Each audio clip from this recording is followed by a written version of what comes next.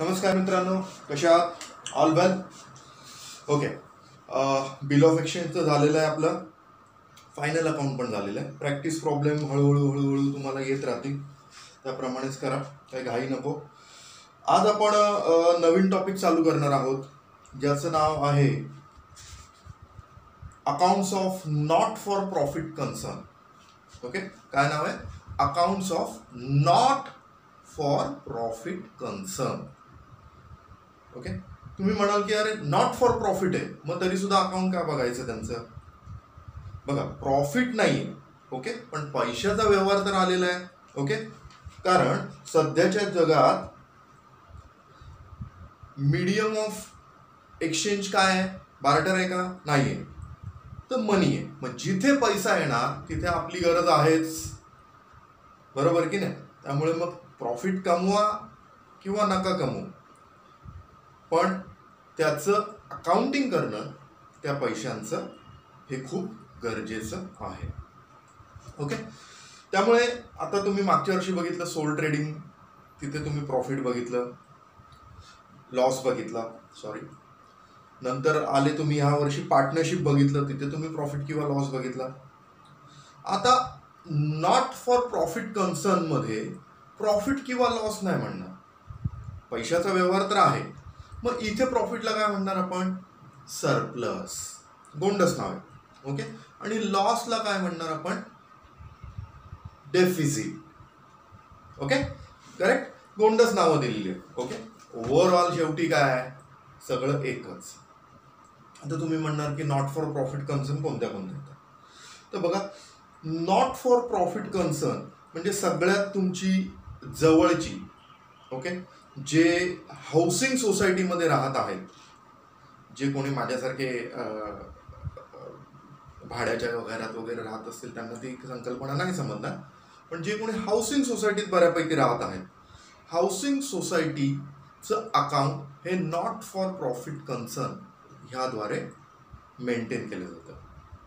तुम्ही कधीतरी आता तुमचे AGM वगैरे लागले असतील किंवा बॅलन्स शीट 31 मार्च 2020ची फायनलाइज करून तुमच्याकडे तुमच्या सेक्रेटरी ट्रेजररने पाठवली असेल, तर ती बघा तुम्ही. ओके, तर तिथे काय काय अकाउंट्स असतात बघा. आतापर्यंत तुम्ही काय बघितलं? ट्रेडिंग अकाउंट बघितलं, प्रॉफिट अँड लॉस अकाउंट बघितलं, पार्टनर कॅपिटल एक सेपरेट अकाउंट बघितलं, कोणी सेपरेट अकाउंट इन्क्लूड केलं आहे बॅलन्स शीटमध्येच, कोणी सेपरेट ओपन केलं, आणि बॅलन्स शीट जी ॲज ऑन असते. आता नॉट फॉर प्रॉफिट कन्सर्न मध्ये प्रॉफिट अँड लॉस अकाउंट नाही आहे. ओके, तर त्याला वेगळं गोंडस नाव दिलं, त्याला म्हटलेलं आहे income and expenditure account for the year ended. Okay, सगळे व्यवहार प्रॉफिट अँड लॉस प्रमाणेच, पण त्याला नाव काय दिलेलं आहे? Income and expenditure account for the year ended.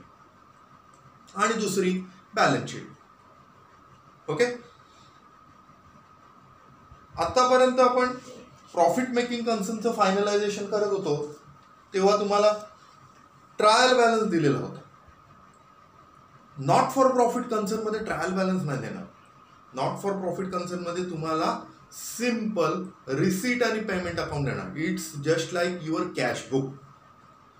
लक्षात येतं? डेबिट साईडला सगळे रिसीट येणार, क्रेडिट साईडला सगळं खर्च होणार, पेमेंट जाणार. लक्षात येते?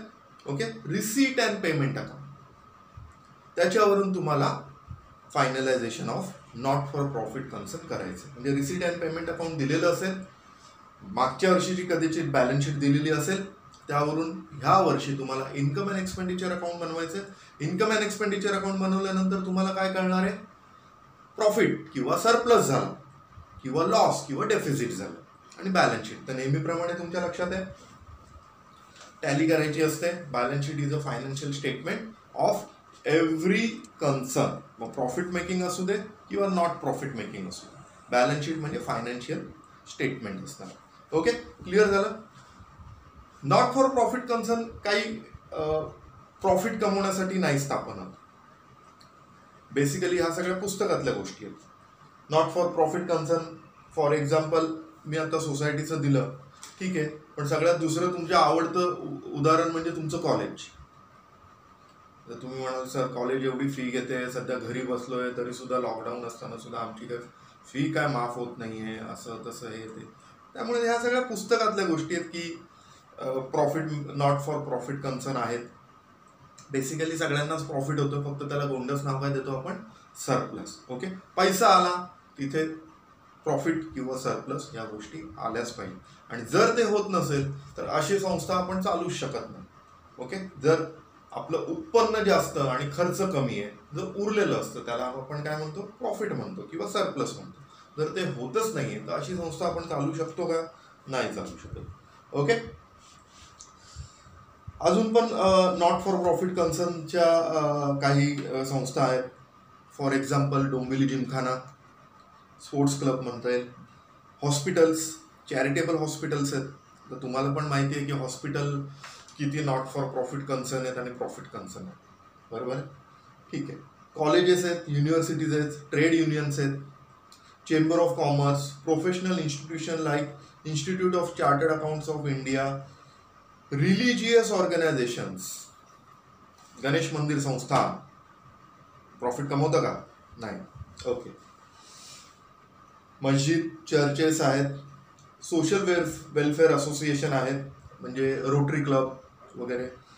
ओके, या सगळ्या काय आहेत, या ट्रेडिंग ऍक्टिव्हिटी नाही करत, तर ते सर्व्हिसेस देत आहेत लोकांना किंवा समाजाचं भलं करण्यासाठी त्यांची स्थापना झालेली आहे, बरोबर. त्यामुळे ते प्रॉफिट नाही कमवत, तर काय कमवतात, सरप्लस कमवतात. Okay, not for profit concern are those concern which are formed for promoting art, culture, religion, sports, charity, education, health, etc., whose primary motive is to provide services to its members and not to earn profit, correct, which spend their income in promoting their objectives. त्यांचे काही उद्देश असतील. Okay, मंदिराचा उद्देश काय, की लोकांमध्ये चांगलं काय म्हणतात विचार वगैरे धारा याव्यात, त्याच्यासाठी ते विविध कीर्तनं, प्रवचनं अरेंज करतात. त्याच्यासाठी खर्च येतो ना, लाईट बिल असतं, मंदिराची साफसफाई असते, पुजाऱ्याचा खर्च असतो. नंतर आहे काय कन्सर्न आहे, which prohibits the payment of any dividend to their members. समजा कुठले मेंबर्स काही त्याच्यामध्ये पैसे देत असेल, सपोज कोऑपरेटिव्ह हाऊसिंग सोसायटीमध्ये मेंटेनन्स चार्जेस देतात, तर ते त्यांना काही डिव्हिडंड वगैरे देत नाही त्या पैशांचे. ते कशासाठी पैसे घेतात, त्यांचे डे टू डे सगळे जे काही ऑब्जेक्टिव्ह आहे ते व्यवस्थित स्मूथली चालण्यासाठी. मिनिंग बघा, not for profit concern are those concern which do not have profit motive. Any organization, association, club or concern which operates its activity for the benefit of its member or others and do not have profit motive is called as not for profit concern. These concern concentrate their efforts for providing the best possible services at the moderate rate or even without any charges. The nature of this concern is different from the business organization. Not for profit concern collect income through subscriptions, donation. त्यांचे income कसं होतं आहे, subscriptions आहे, donations आहेत, government grants आहेत. Okay, शाळा कॉलेजेसला government grants मिळतात, subsidies आहेत, कन्सेशन आहे, entrance fee, admission fee, etcetera. Such income is spent on the activities of the concern. They acquire assets, make provision for future plans, create funds for general as well as specific purpose like building fund, etc. Okay, म्हणजे ह्याच्यासाठी not for profit concern आहेत, कुठेही ते profit कमवत नाही. त्यांचं काय जे काही उद्देश आहे, आता स्कूलचं कॉलेजेस चालवण्याचा उद्देश काय, शिक्षणाचा प्रसार करणे, पण त्याच्यासाठी खर्च आहे. पण तो खर्च ते तुमच्याकडनं काय घेणार, स्कूल फीज घेणार, गव्हर्नमेंटकडनं ग्रँट्स घेणार, बरोबर की नाही, कोणाकडनं डोनेशन्स घेणार. ओके, कारण ते स्कूल चालवायचं म्हटलंय, डोनेशन्स बऱ्याच वेळा बिल्डिंग फंडसाठी असेल. आज 1 माळ्याची बिल्डिंग येऊ दे, त्यांना 4 माळ्याची करायची, कारण आज 5वीपर्यंतच त्यांची स्कूलची बिल्डिंग आहे, त्यांना 10वीपर्यंत करायची, तर वरती वर्ग वाढवायला पाहिजे, म्हणून ते डोनेशन्स घेणार. असे बऱ्याच प्रकारातनं नॉट फॉर प्रॉफिट कन्सर्न्स चालतात.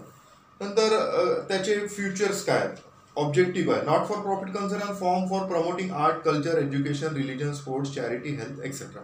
The primary motive of such concern is to provide goods and services to its members and not to earn profit. आता तुम्ही म्हणाल गुड्स पण देतात, हो बरोबर आहे, बऱ्याच वेळा आता या लॉकडाऊनमध्ये बऱ्याचशा संस्थांनी ना नफा ना तोटा या बेसिसवर भाजीपाला घरपोच डिलिव्हरी केल्या, बरोबर की नाही. त्यांचा उद्देश काय प्रॉफिट कमवणं होतं का? नाही, तर लोकांना गुड्स पुरवणं, सर्व्हिस देणं हे होतं. ओके.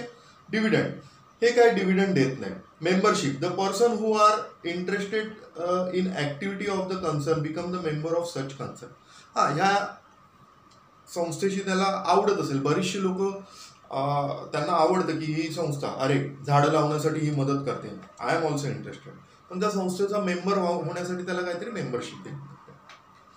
डेमोक्रॅटिक मॅनेजमेंट, आता संस्थेमध्ये 1000 लोक मेंबर झालेले, पण त्यापैकी 1000 लोक एका वेळेस काम करायला मॅनेज करायला आली तर ती गडबड होते. मध्ये 1000 लोकांमधनं काहीतरी एक 10-15 लोक हे मॅनेजमेंट कमिटीमध्ये येतात. त्या कमिटीमध्ये चेअरमन असतो, सेक्रेटरी असतो, ट्रेजरर असतो. ही 3 माणसं सगळं ऑपरेट करतात. बँकिंग वगैरे जे काही फायनान्शियल प्रोसेस असतात, काही डिसिजन मेकिंग असतात, ते ती सगळं कमिटी करते, बरोबर आहे. मदत लागत असेल तर ते इतर त्या 1000 लोकांकडे हात पसरतात की बाबा आम्हाला आता मदत करा, मग ती फायनान्शियली असू दे किंवा फिजिकली असू दे किंवा मेंटली असू दे. ओके, याला डेमोक्रॅटिक मॅनेजमेंट म्हणतात.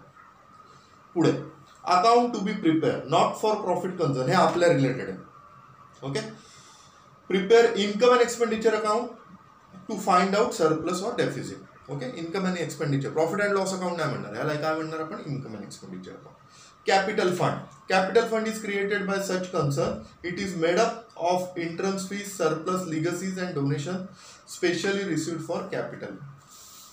Capital fund म्हटलं जातं इथे, नुसतं कॅपिटल म्हणत नाही, कारण हे कॅपिटल कोणी लोकांकडनं आलेलं, लोकांकडनं कशा कशा स्वरूपात आलेलं असेल जे आपण कॅपिटल भांडवल म्हणून आपण ट्रान्सफर केलं. एंट्रन्स फीज असेल, कोणी नवीन मेंबर आला त्याची एंट्री फी, 1000 माणसं ऑलरेडी आहेत, अजून 10 माणसं वाढली, 10 माणसांचे आपण 100 रुपये घेतले, 1000 रुपये झाले, बरोबर आहे, तर ती आपण एंट्रन्स फी कॅपिटलाइज करून टाकू शकतो. सरप्लस प्रॉफिट झाला तर तो सुद्धा आपण कॅपिटलला टाकतो, नेहमीप्रमाणे प्रॉफिट होतो तर कुठे टाकतो आपण, फायनल अकाउंटमध्ये प्रॉफिटला टाकतो, इथे सुद्धा सरप्लस कॅपिटलला टाकतो. लिगसीज, कोणाकडनं तरी दान मिळालं, डोनेशन. लिगसीज म्हणजे कोणीतरी सांगतं मी मेल्यानंतर माझी प्रॉपर्टी सगळी ह्या संस्थेला दान करेन. ओके, आपण पण आता असली संस्था काढली पाहिजे. डोनेशन्स, देणगी. ओके, हे सगळं कॅपिटल फंडला टाकून द्यायचं. पुढे आहे special features. Special fund, special fund म्हणजे काय, प्राइस फंड आहे, बिल्डिंग फंड आहे, तुमची शाळा तुमच्याकडनं मागते, अरे इमारत निधी, बिल्डिंग फंड, याच्यासाठी द्या, तर तो स्पेसिफिकली स्पेशल फंड असतो, तो त्यालाच गेला पाहिजे. प्राइस फंड, बक्षिसं वाटायची, त्याच्यासाठी कोणी बाबा इच्छुक आहे का देणगीदार, तर तो म्हणेल हा माझ्यातर्फे देणगी द्या, तर त्याला प्राइस फंड म्हणतात. ओके, आता पुढे आहे, एक मिनिट, किती मिनिटं झाली बघू, प्लीज होल्ड.